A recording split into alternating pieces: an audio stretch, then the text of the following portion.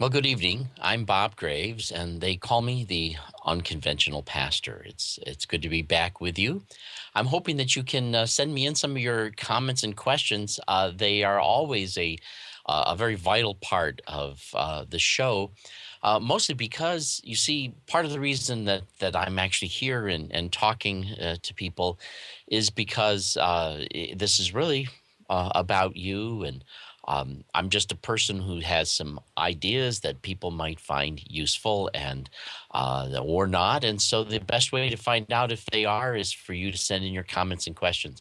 I've been trying to find out who made this cartoon. I can't quite read the person's name, but I love this cartoon because see, not all questions are really relevant.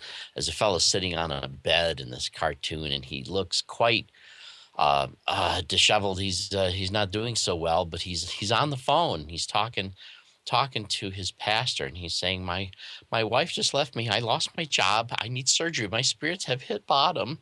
Pastor, you got to help me. What's the difference between pre, post, and millennialism? So as you see, there's no question that would be irrelevant to life, I guess. I'm not actually asking you to ask the sorts of questions where we spin castles in the air and get into an area that's just totally impractical and useless. But it helps with your questions and comments.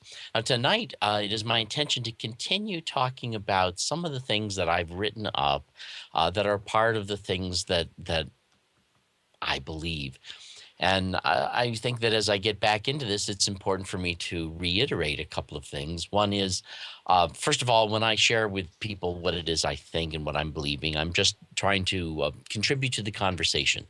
I have no real goal or need to try to persuade other people that they should think this way. And I'm thoroughly open to hearing people say, but what about? And then having one of those moments where the things that they tell me cause me to say, oh, that's awesome, and helps me reshape some of the things that I think. So this is something where I'm not necessarily a person who wants to be lost in a fixed set of conclusions that are, this is where I'm at. I'm not moving.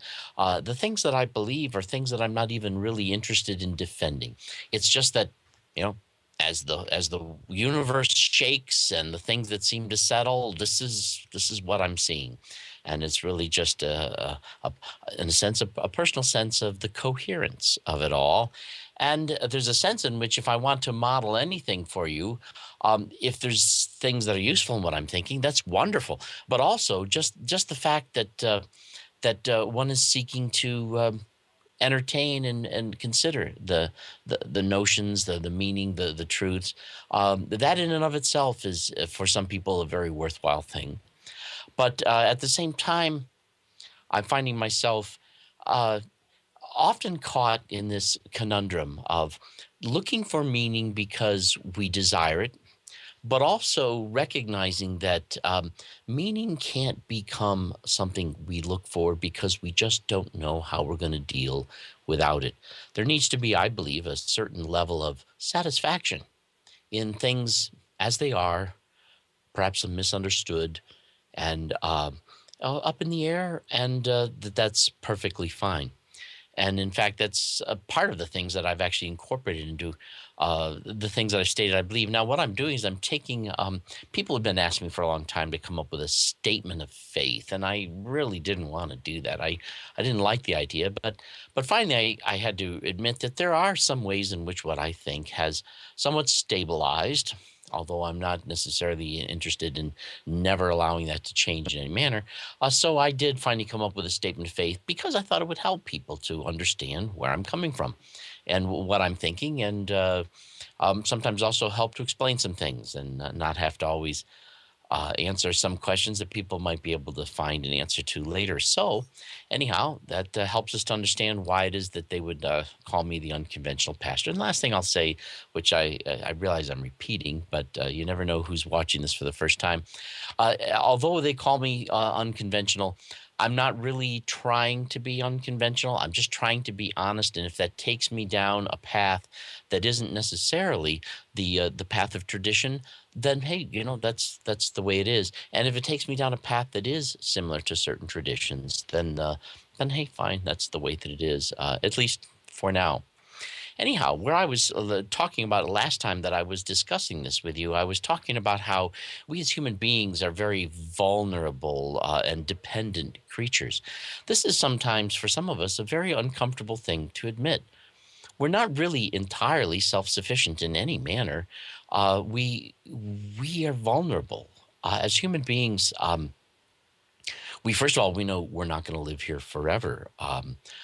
We might believe that there is a sense of who we are lives on, but we are very aware of the fact that biologically, who and what we are currently, in the way that we are currently manifested as living beings, we know that this is not only not going to last, but there is something that someday is going to be the death of us, and we find ourselves to be very vulnerable as beings in that sense, and that might trouble some of us, might cause some of us to seek to find a way of avoiding that.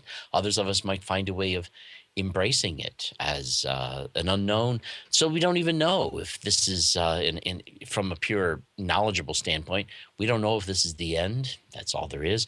If there's something else coming, we can look forward to accepting our vulnerability as not only inevitable, but is also leading to things that are unknown with huge possibility. Now, on the physical and conscious planes, we can, as dependent creatures, vulnerable creatures, we can modify our environment and we can engage in relationships, and we can do things that alter the setting that we find ourselves in. But unlike God, we really can't create options that don't exist. Now, this is not to say we can't be creative. This is not to say that we can't apply ourselves to turning things into a different direction so that options now emerge. But it only comes about by either these things coming about through the way things have changed independent of us, or they come about because of things we have done to therefore modify our environment. But we can't simply say, I'd like a circumstance that's like this, and make it happen. We don't have that kind of magic. So we can't create these options that don't exist. And this is part of, when I think about this, this is something that helps me to try to humbly recognize the real limits that do exist without necessarily feeling limited in every way, but recognizing where some of those limits are. We can look to our physical and social environments for options and potential modifications, but we can't take advantage of options that just don't exist, that aren't there, unless we can somehow bring them about through altering, changing, modifying, or discovering some new things that may be coming along. Now, I think that the reason I'm talking about this is not just to be philosophical. That's not what I'm talking about. But I think there's some level at which all of us find ourselves in that place where we're wondering, is this all there is? Is there more? If not, what am I doing? What's this purpose? What's going on? The various different questions that we may ask ourselves about our lives, our meaning, why other people are here, what I'm supposed to do. Is there any supposed tos at all? And I think that as a result, it leads many of us to try to respond to the circumstances of life in which we find ourselves thrown, involuntarily discovering, well, here I am. I never chose to be here that I'm aware of, and what have you, but here I am. And I think that this level of unknown sometimes causes us to look for some sort of ultimate mysterious um, source for meaning in what's going on. And I would argue that as people who are vulnerable, one of the things that I find fascinating to discover is that human beings cannot thrive when they're the moment they're born without some sort of affection. There has to be some touch, something personal. We find that, if you take little babies in a nursery, in a hospital, and you simply, connect them to a machine that feeds them, uh, that there's something about, uh, once they've fully come out of, when they're ready, a fully formed fetus, that there's something about the need to be loved, the need of affection, need for a personal touch, need for something that is involved in stimulating the person, or they can't thrive. And so there's something about that that tells me that we aren't entirely self-sustaining. We can become people who eventually get to a point where we can take responsibility for our lives, but there seems to be something about it where we realize I didn't invent this thing called life, and I can't change the all of the rules of the road, as it were. But here I am, and I think that it leaves us recognizing that we have this conundrum of where do we go? What do we look at? And it gives to us a spiritual quest. And I think that every person has, in some sense, a spiritual quest. And that spiritual quest is either one of, well, you know, I've decided there isn't anything there, and they have to remind themselves perhaps that there's nothing there, and they have to assert that and conclude that and make that some sort of a defined conclusion, or they begin pursuing something else. And I think that we all find ourselves in that kind of a position where I'm going to argue that in some ways that we ultimately end up either having to accept the reality of love, or we find that the only alternative to that is the reality of trying to become a person who possesses a certain level of superiority over our environment or over life or over others. And so that there's a sense in which our threatened sense of vulnerability seduces us perhaps to try to become something that we think we need to be. And that this can sometimes get in the way of a real healthy spiritual life. Spiritually, we are receptive. We are not self-generating. Spiritually, we are looking for the reality that somehow we haven't always been, or if we are, we try to make ourselves, as it were, our own gods, I think.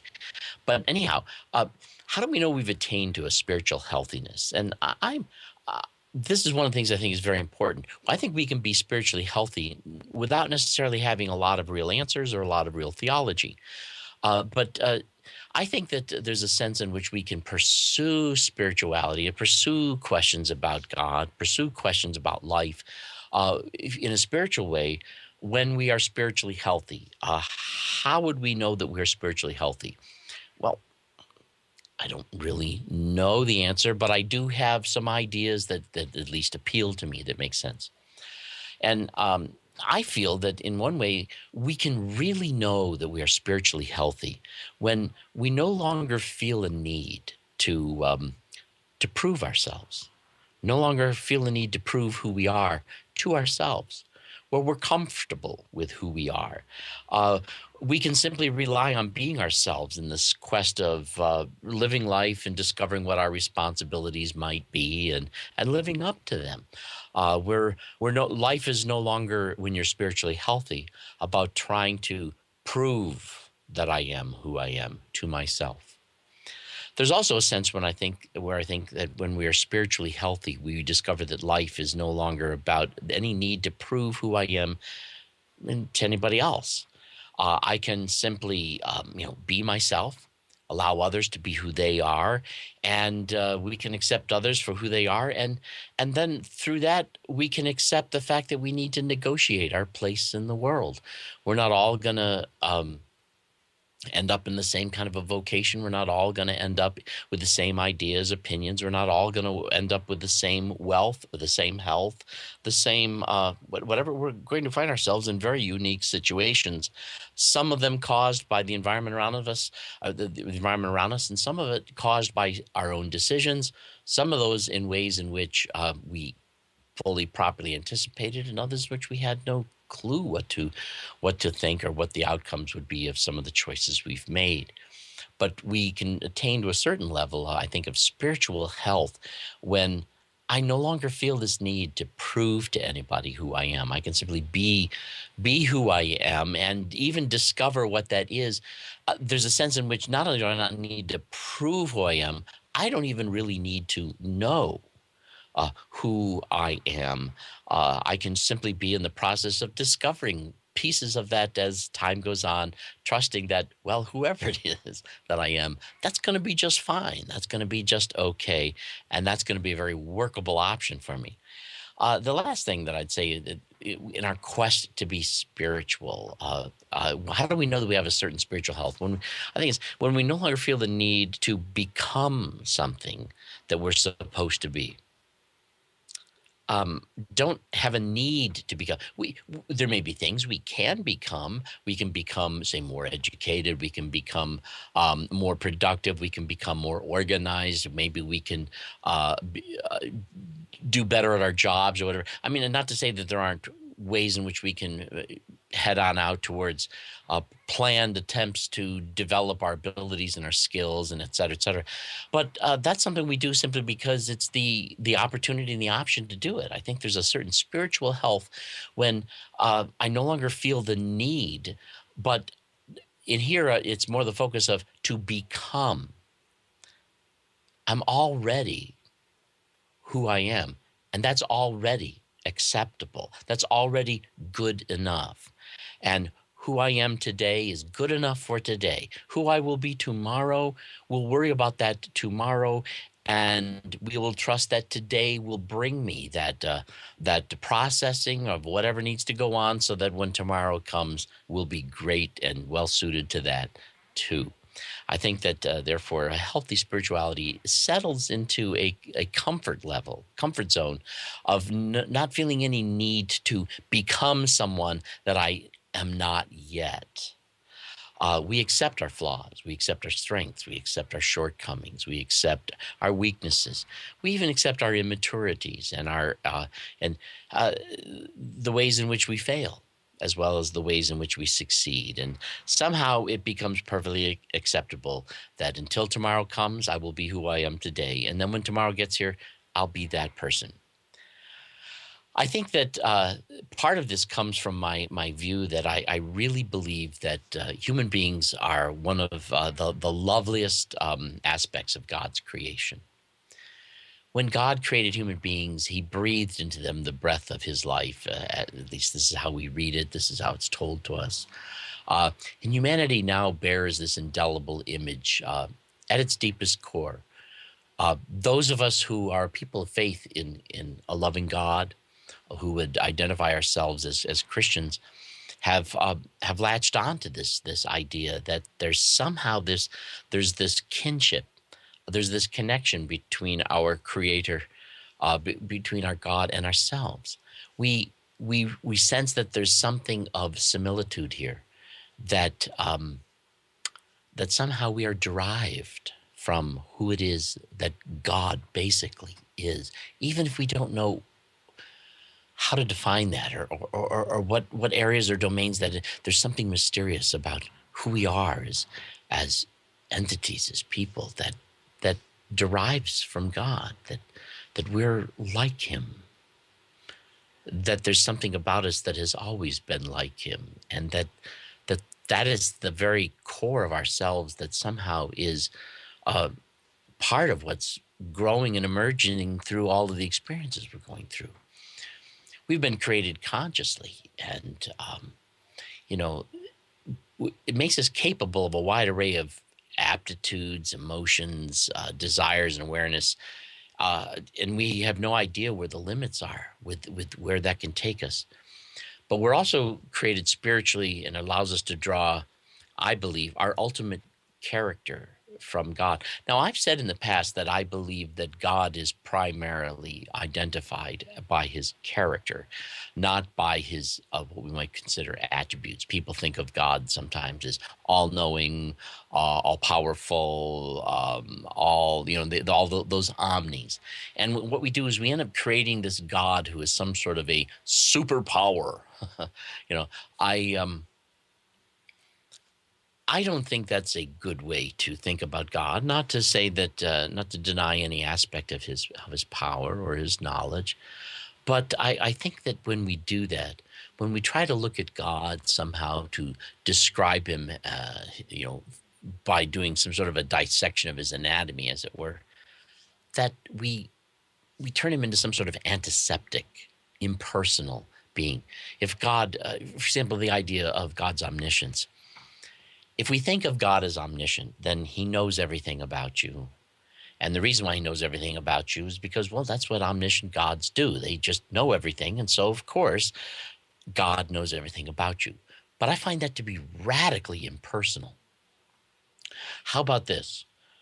What if God knows everything about you because he pays attention, because he cares about you, because he notices, because he is also intelligent enough, smart enough, and being the designer of it all, um, he he understands, and this is meaningful to him as an experience.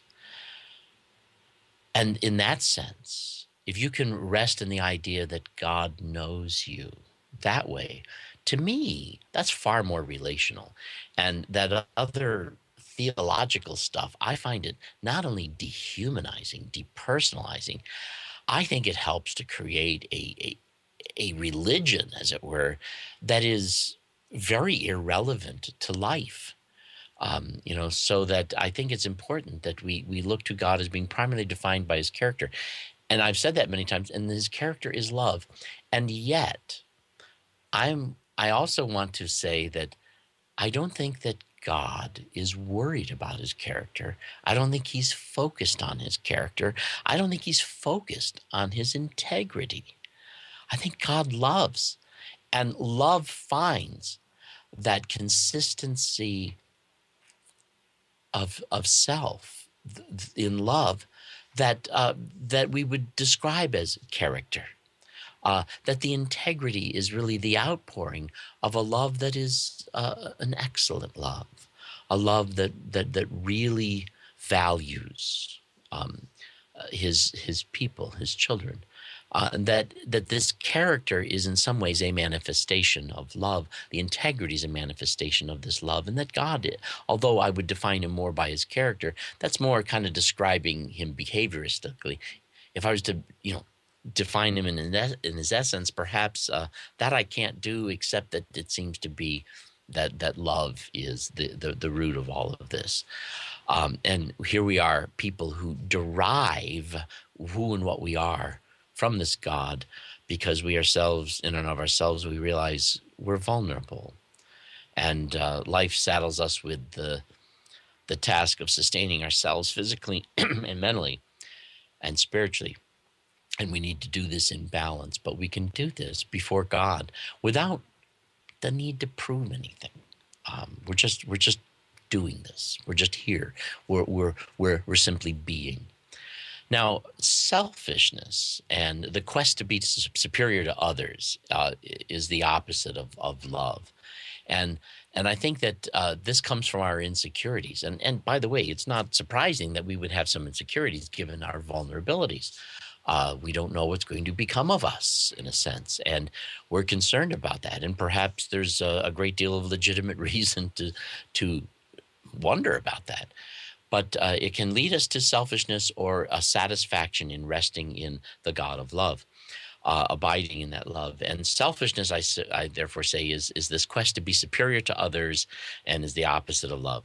Now, we need to be responsible, as it were, in taking care of our own affairs, and we should certainly strive to be developing ourselves to be the best we can be. And I think that makes a meaningful and a useful way of discovering ourselves. But at the same time, this isn't a competition. Although I may be seeking to become someone who is developing and growing, I don't need to become something because who I am currently is inadequate. But also, although I can make strides in my life, this isn't a contest and it's not a competition. I don't have to be anything other than who I will be. And I don't have to in any way compare myself to others in a sense where, oh, I just can't let myself slip behind. I was in first place. Now I'm in third. Oh, that's not good. You know, we are who we are. We are becoming who we are becoming. We're in the process that we're in. And this is all just fine being what it is. Now, I mentioned last week, and part where this thinking is headed is this: that the gospel, this idea of talking to people and giving them the good news, this is something that I think we accomplish more by being loving to people rather than by necessarily preaching all these ideas. These ideas are interesting; they're fascinating, I suppose, but the gospel is really about bringing people into the family, but bringing them into that, knowing that they're invited, they're part of the family, and they're invited to participate.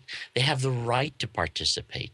There's this welcomeness for them in their participating, and it's by loving people, by sharing with them and dealing with them in a way where we love them to let them know how lovely they are, that this is part of how the gospel is really spread. And this is part of the good news. In fact, love is a response to that good news, not just that, oh, did you hear? It's okay. Did you hear God loves you? But when we love others, we are living as if the message of the gospel is really true. And if we're not loving, we're living as if it's merely just a concept or an idea and not relevant. Um, Sometimes we wonder about, is God impressed with our performance? Is God impressed with our good works? I think that God takes a great deal of joy and delight in who we are. And as we even go through various different changes, I think God is delighted by that. But at the same time, there's not this impressiveness like there might be, say, the way we might deal with celebrities or people like that. I think it's just a joy for him to be a father, to have children, to have people who are his own, and to watch them go through the process and the development of life as they themselves are transformed in marvelous ways. So, although I'm saying that God is not necessarily impressed with our performance or good works, it's not to say that he's not pleased. He's very pleased at all times. But I think that we might want to take a look at the way that God might be pleased with some of the things that we do. What if there's somebody who's really hungry and we feed them? Is God pleased that we fed them? I sometimes wonder about that, and I think there's a sense in which he is, but I would wonder if he's actually more focused on how pleased he is that this person who was hungry is now fed. That's a good thing. It's certainly good that we're willing to feed them, and that's true. And there's a sense in which that's just appropriate. But before, what was appropriate was that they be fed, and they weren't, and now they are. So that's a good thing. I think that when we do these good works, as it were, that God is pleased and happy that they're done. That somebody rose to the occasion, and that now this very real need has been met in a very real way. Um, is God is pleased that they're filled, in that we have been certainly participating in that, and that's part of it. So I sometimes ask this question about how God relates to us in terms of is he pleased, and I think that he is pleased in who we are, in what we are, and that when we're involved in meeting needs with other people, I don't think that God is really necessarily all that impressed with our good works. as much as he is impressed with the fact that good works do so much good. And that, I think, pleases him very, very, very much. Um, Coming to some of these other ideas, sometimes people have asked me questions about obedience, and are we supposed to obey God, and are we supposed to live righteous, and things like this. Um, I think that we can bother ourselves a great deal by worrying about these kinds of questions, and we can't dismiss these kinds of questions either. Should we be people who are kind? Should we not be people who are kind? Should we be people who steal or not steal? What do we do with various different questions of ethics and right and wrong? I think that sometimes we can get caught up in the sense of duty that doesn't really work.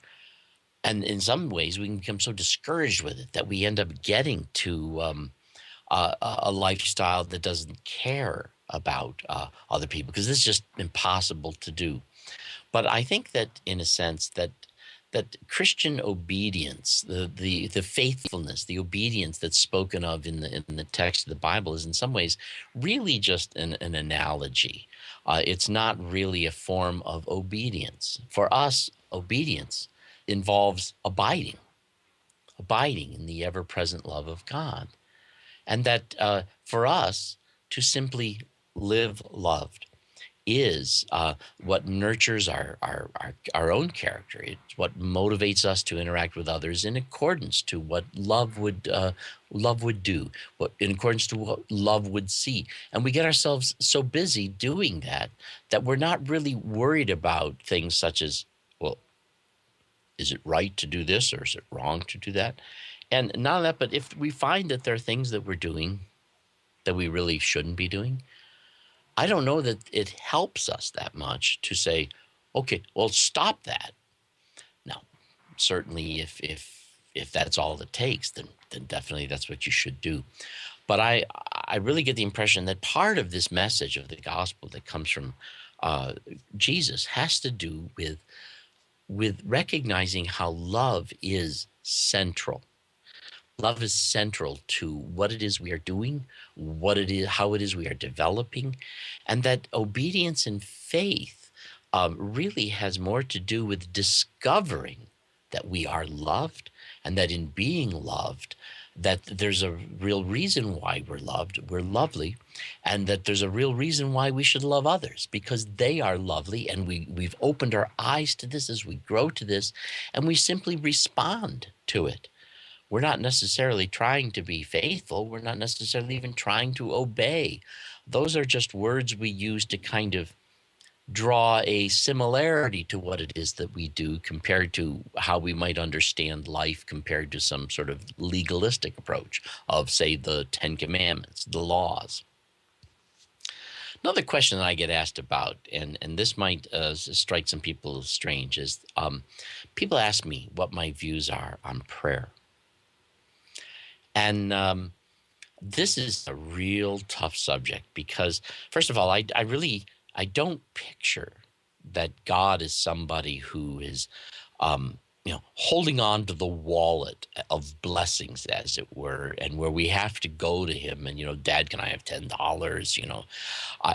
I don't see prayer as a way of trying to get God to do the sorts of things that a good father should be doing anyway. And I don't really think that we have to talk God into doing some good things, as if he's a little bit of a curmudgeon, a little bit terse, a little bit unengaged, and we got to sort of like, God, wake up. Do you see this situation? You got to do something about it. So I really don't perceive prayer as having that sort of a purpose.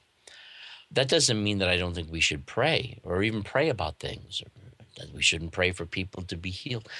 The truth is there's something mysterious going on here. I don't even know what it is. I don't even really fully understand it myself. And I don't want my lack of understanding or what it is I do understand to interrupt with it.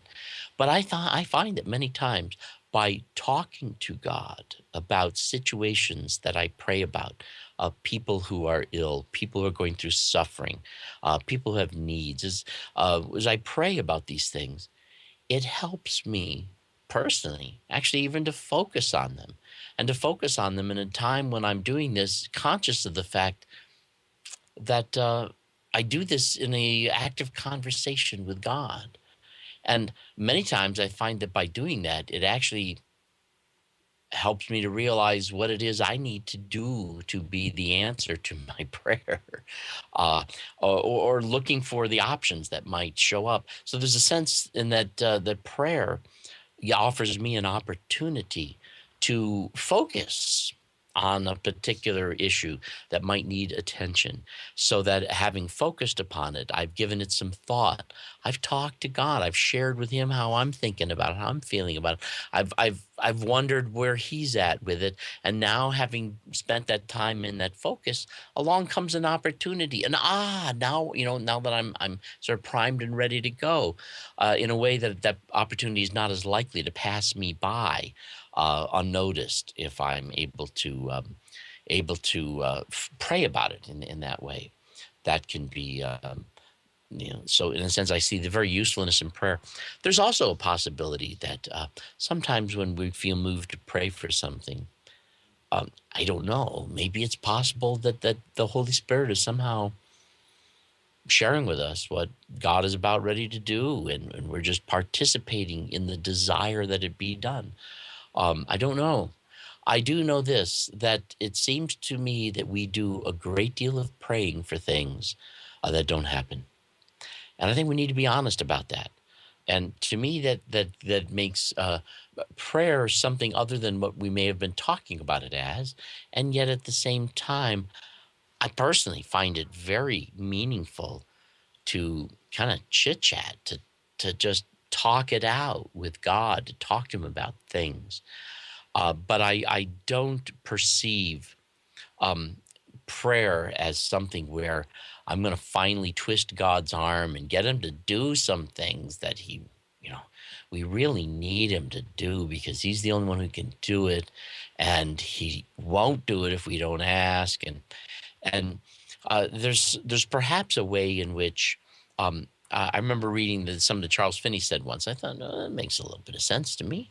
He said that perhaps sometimes we need to pray about things, because it's only by praying about them that we can really face the seriousness of the situation in a manner that then makes us a wise opportunity for God. Whereas if God were to do certain things that he'd really love to do, but for people who haven't appreciated the seriousness of it, it becomes indulgent or damaging. And so it's possible that there are things that God would really love to do, wants to do, hopes that we can get done. But if he just does this all the time without our asking, it only spoils us. It doesn't allow us to grow. It doesn't allow us to participate in that love. And so there's a sense here, I guess what I'm saying is this, that prayer is, to me, in many ways, a very mysterious thing. I don't really know a lot about it, but I do find it is a meaningful thing for me to be doing. And I find that more often than not, one thing I can count on is the fact that prayer changes me.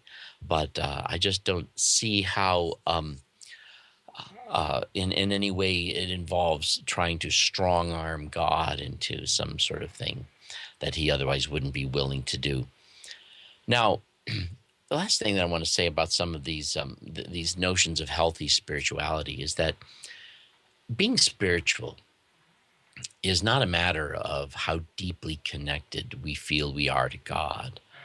I think that's kind of a false notion. I'm not spiritual when I feel close to God. I don't think that's what me. Now, there are times when I'm more conscious of that closeness. And there's times when I'm not, but I don't see that as being more spiritual or being less spiritual. It's just being more mindful of it. But I do think that there's a sense in which our spirituality is it ebbs and flows, and I think in some ways it needs to. We can't you can't be thinking hard all the time. You can't work all day.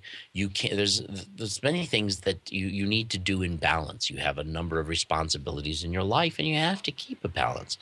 But I do think that that a measure, if we were to measure the the way in which we are spiritually growing, we would want to do that by trying to determine uh, how well does God's love pour forth from us to others.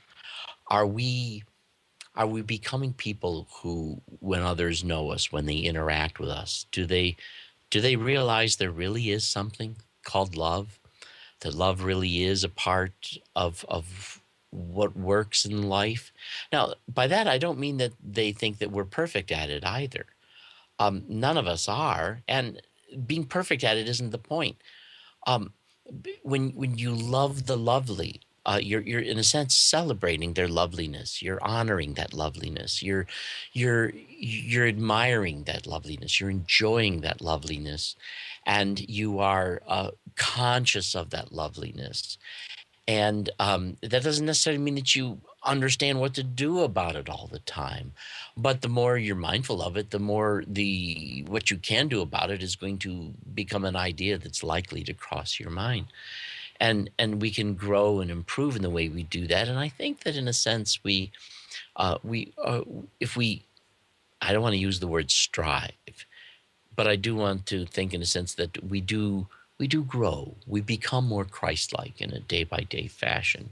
We become more as time goes on. We develop, we mature, we become people who today seem to reflect that nature and character of Christ-likeness today better than we did, say, 10 years ago. And that's measured by how well love pours forth from us toward others. I've tried to think through a lot of these ideas by, I used to be quite a standard person of theology. I remember when I first wanted to understand theology, and I went to Bible school, and I said, okay, I want to become a minister, I want to become a preacher, and I gotta learn this stuff. And so I got various different books. I got Charles Finney's Lectures on Systematic Theology, and I got Thiessen's, and I think there was a guy named Barnes, and I even went so far as I inquired from several schools like Moody Bible Institute and Baptist Bible College, and when it came into existence, Liberty Baptist College, and a college near where I lived called it was first called Practical Bible Training School, and then became Practical College. Now it's known as Davis College.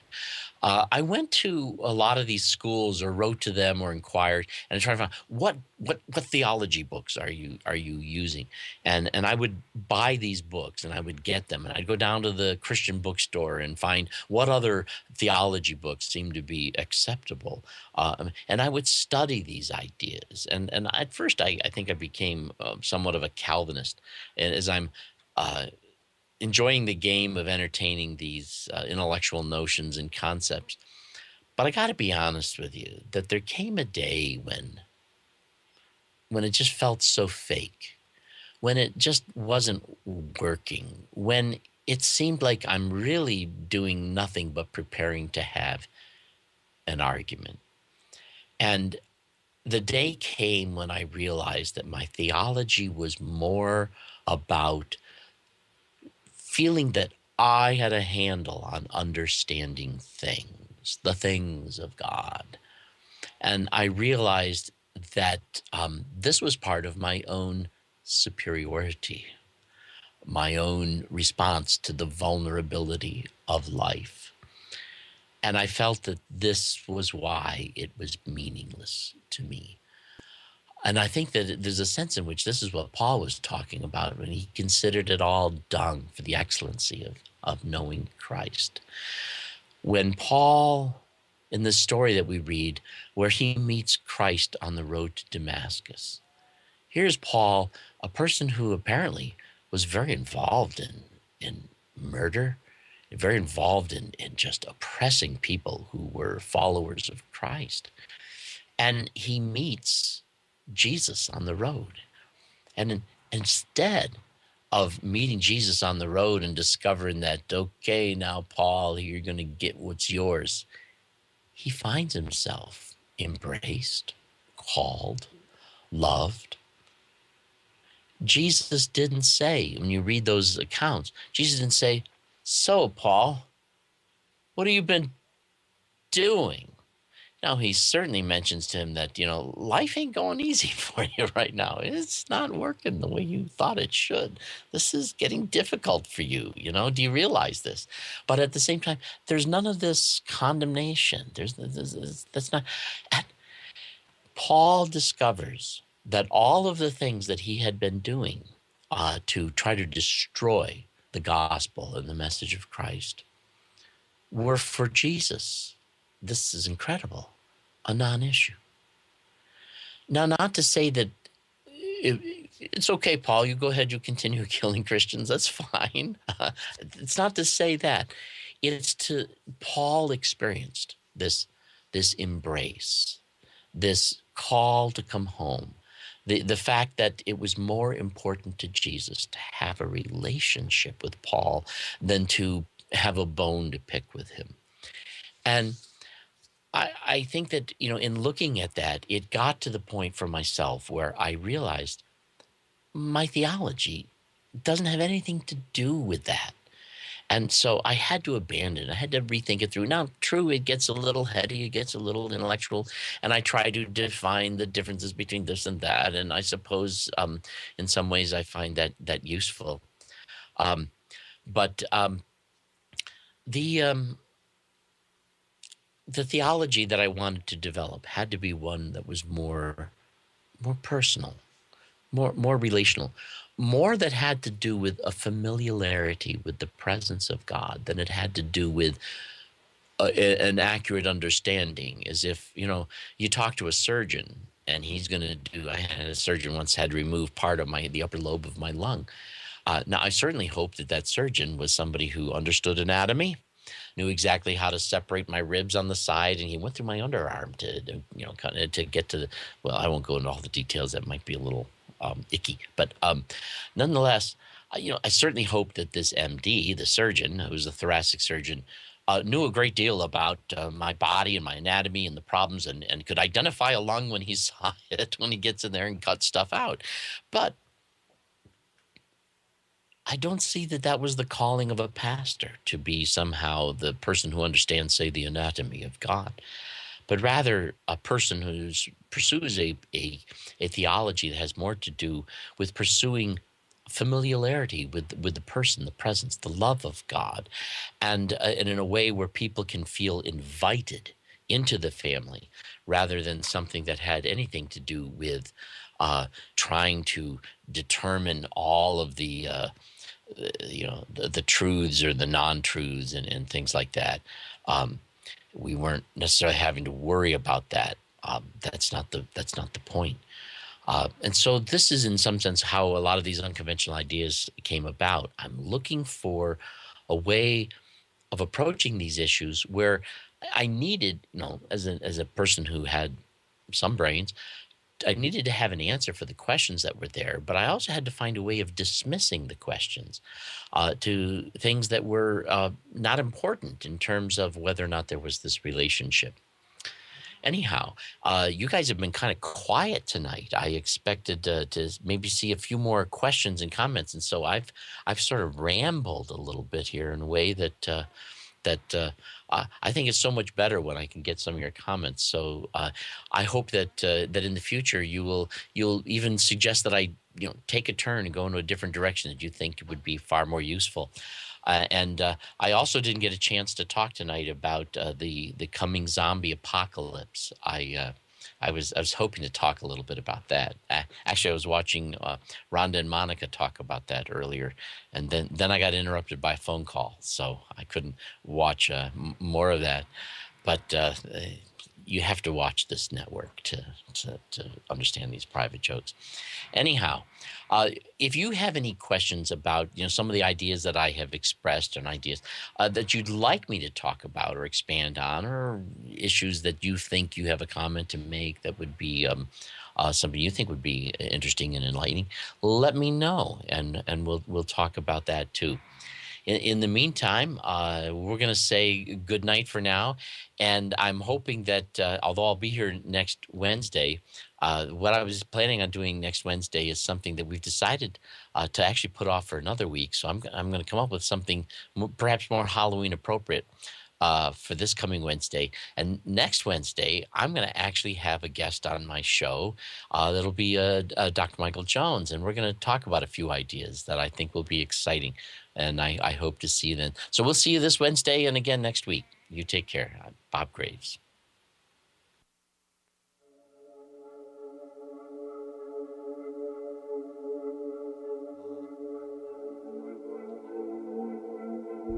Did Jesus actually come to set us free from death? Or did he actually come to set us free from the theology of death?